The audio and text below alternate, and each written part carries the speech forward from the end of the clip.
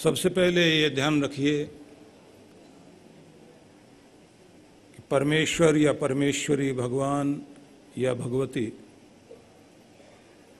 महाकाल या महाकाली, महादेव या महादेवी, ये बिल्कुल इसी तरह है जैसे चंद्रमा और चंद्रमा की चांदनी दोनों अलग अलग नहीं हैं। शिव और शक्ति अलग अलग नहीं है। जैसे दीप जलता है, लेकिन दीप जहाँ जगमगा रहा है उसी के साथ चारों तरफ जो फैल रहा है वो प्रकाश है, वो उसकी ज्योति है। तो बिल्कुल इसी तरह शिव और शक्ति है। जब भी हम लोग शक्ति की उपासना करते हैं तो शिव का पूजन भी साथ हो जाता है, और शिव का पूजन करते हैं तो शक्ति का पूजन भी साथ में हो जाता है। यहाँ जो आपने सामने देख रहे हैं, यहाँ जो चित्र है, ये अर्धनारीश्वर का है, शिव और शक्ति दोनों। आप सभी के शरीर में भी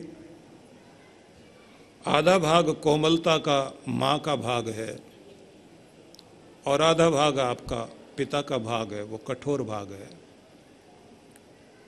जिधर कोमलता वाला भाग है उधर आपका बायां हाथ कोमल है, और अद्भुत बात है कि उधर ही हृदय भी है, दिल भी उधर ही है। जहां कोमलता दी वहां भावना दी, और जिधर दायां हाथ कठोर है तो इधर पूरी तर्क शक्ति, युक्ति शक्ति, बौद्धिक शक्ति और पौरुष की शक्ति, पुरुषार्थ की शक्ति दी।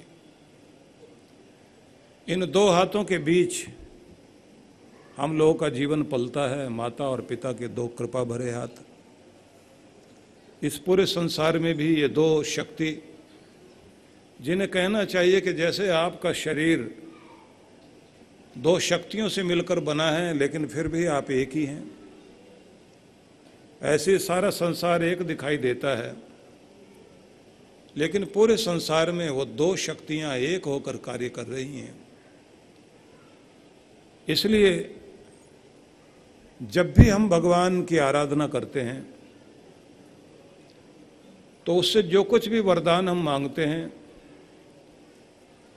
उन वरदानों में दोनों की कृपाएं साथ में शामिल होती हैं।